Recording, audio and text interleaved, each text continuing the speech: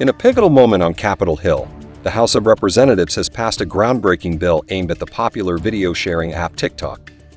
Let's examine the controversial bill in two parts: the concerns that led to the bill's creation, and the options available to TikTok to continue operating in the U.S. market now that it has been passed.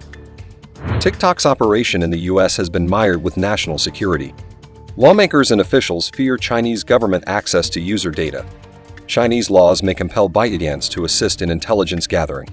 The U.S. also believes that TikTok suppresses content unfavorable to Beijing, and a report by the Office of the Director of National Intelligence warns of Chinese government influence via TikTok in U.S. elections. Now that the bill stands passed in the House, what are the options ahead of TikTok?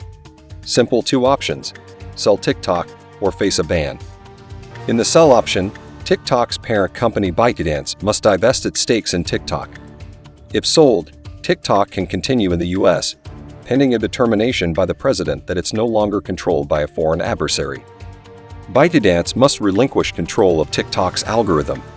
If not, then TikTok must face a ban in the U.S. market. It will be removed from app stores and web hosting services until divestiture occurs. But as the debate rages on, deeper questions emerge about the intersection of technology, national security, and free expression. Zhichu on Wednesday urged the platform's 170 million U.S. users to make their voices heard in response to a proposed ban by the country's lawmakers. In a video published on X, formerly Twitter, Xu Zhichu said, "We will continue to do all we can, including exercising our legal rights to protect this amazing platform that we have built with you." On TikTok, we will not stop fighting and advocating for you. We will continue to do all we can, including exercising our legal rights, to protect this amazing platform that we have built with you. We believe we can overcome this together. I encourage you to keep sharing your stories. Share them with your friends. Share them with your family. Share them with your senators.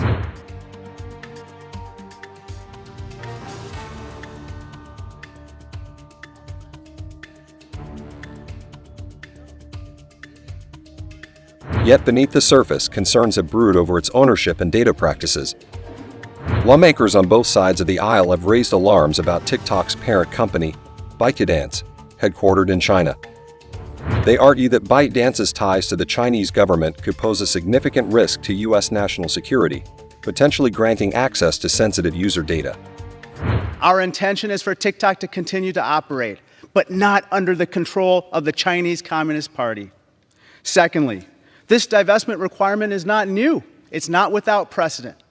When the app Grindr, a popular LGBTQ app, was acquired by a Chinese company, and the United States government determined that sensitive data of LGBTQ members of the military and U.S. government officials got into the hands of the Chinese Communist Party, they required divestment. I actually am about to try to make everyone mad. Yay! I actually believe data is a private property right. It belongs to you as an American citizen. Your data is a private property right. That will be the only way we end up protecting ourselves from bad actors. President Biden's pledge to sign the bill into law underscores the bipartisan consensus that action must be taken to address these concerns. If they pass it, I'll sign it.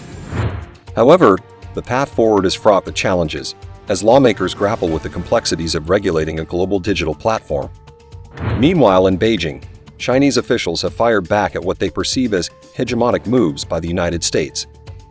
They argue that targeting TikTok is unjust and undermines the principles of fair competition and international cooperation. In recent years, although the U.S. has not found any evidence of TikTok threatening national security, it has never stopped going after TikTok.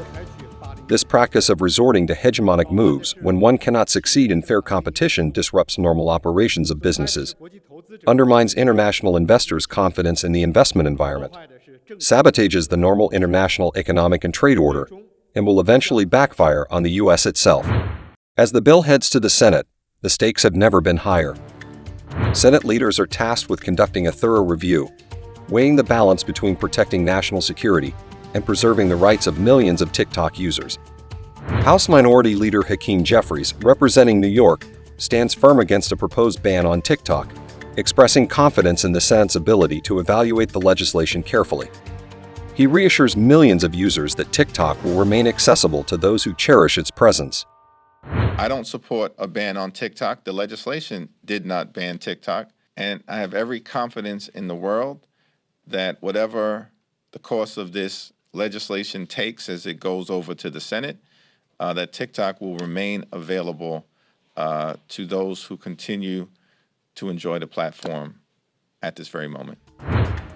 For TikTok users, the uncertainty looms large. Many fear the loss of the beloved platform, while others worry about the implications of unchecked data collection. Yet, amidst the turmoil, voices of resilience and solidarity emerge as users rally to defend their digital home. Beyond the TikTok saga, Congress faces a myriad of pressing issues, from foreign aid to national security reforms. The outcome of these debates will shape the future of American governance and influence policies for generations to come. On Wednesday, as the world watches, the fate of TikTok hangs in the balance.